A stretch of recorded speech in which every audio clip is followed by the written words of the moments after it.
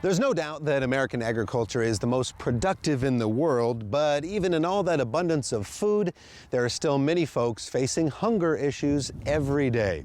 And here in Florida, that's definitely true, but fortunately, there's a cooperative effort underway involving farmers that helps meet that need.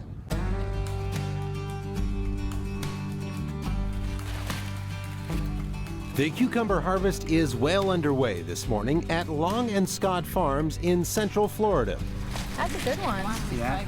But these cukes will never make it to your supermarket.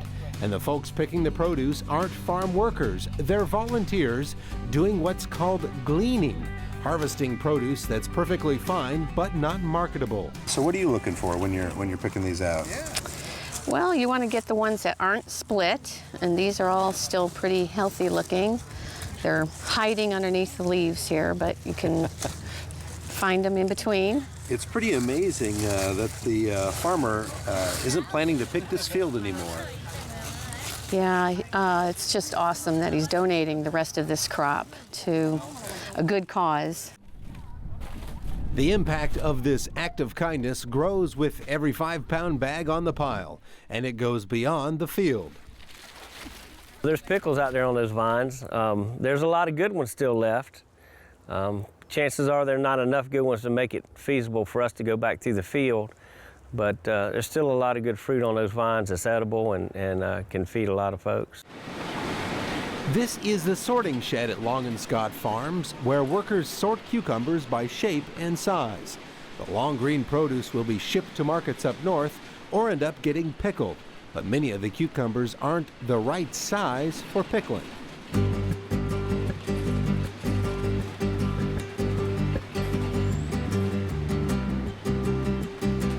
Those cucumbers, thousands of them, will end up in these big boxes, a donation worth tens of thousands of dollars made by Hank Scott to Florida food banks.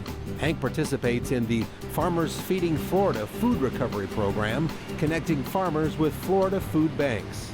You hate to see a crop that you work so hard to grow go to waste. I mean, you're growing it to feed people, you want it to feed people. So any kind of way, provided you can make enough money to stay in business, you got to do that, obviously. But if you can get the leftovers, if you can get the stuff that's not marketable in the right hands where it can help people that are in need, that's the greatest thing in the world, greatest feeling in the world. So it is just huge for somebody like Hank Scott to step up and actually donate this amount of product because, there's a cost to it, and there's a cost of getting it out of the field, and there's a cost of getting it into our trucks. It may be a concept that's hard to wrap your mind around. Here in Central Florida, where an abundance of fresh produce is grown, many families face hunger issues. We've been really hard hit by the economy here in Florida. As you probably know, we were sort of ground zero for the foreclosures in the country. Florida is ranked 8th in the nation in food hardship. At the same time that many of Hank's neighbors are having trouble buying food, amazingly, much of the crop that he grows actually could end up rotting in the field. If the market price for his crop hits too low, Hank actually loses money by hiring people to harvest. It's a dilemma faced by farmers across the U.S. Yeah, and that's one of those variables you got no control of, and that's the market. Our cabbage season this year was the worst cabbage season we've had in a while, and it was our own fault. We overproduced. Farmers have a tendency to overproduce. When all the variables come together and the stars are aligned and everything's just right and you get good yields and there's just too much produce around, the prices will be half what they were the year before, and it's tough. Not only is it not worth it to us, it doesn't pay us to go harvest it, but we can't even afford to give it away, really. It's too expensive to give away, and that's where the food bank comes in. They got the avenues to move this stuff and get it to the right people, and that's what works great. If we could get 1% of the surplus commodities that are grown here, that would be equivalent to about 60 million pounds of product a year. So that's 1% of the surplus. While having volunteers harvest donated crops like these cucumbers may seem like a no-brainer, it can be a tough sell for farmers concerned about legal and liability issues.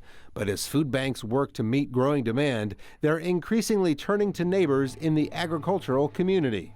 Farmers are, there's a natural hesitation. I could totally understand it at the onset that, wow, if I donate this food, what if somebody gets sick from this? The people that are eating this food, their immune systems are already compromised, you know? And that's a legitimate concern. But there's a federal law in place, the Good Samaritan Act. It's been around since 1996, you know? And it's in place, and it protects any food donor from legal liability. God forbid somebody gets sick from that food. I think sometimes you can over worry about legal issues. You know, I think when it comes to doing something like this, they take care of themselves. You know, you're doing something good, you're doing something right. I just don't think legal issues don't even enter my mind when it comes to that stuff. Not far from Hank's farm, the cucumbers are being boxed up by Boy Scout volunteers at the Second Harvest Food Distribution Center. They'll end up at food pantries and hunger programs all across the region. And while the team here says they appreciate pre-packaged food donations, produce like this is especially important to those facing hunger.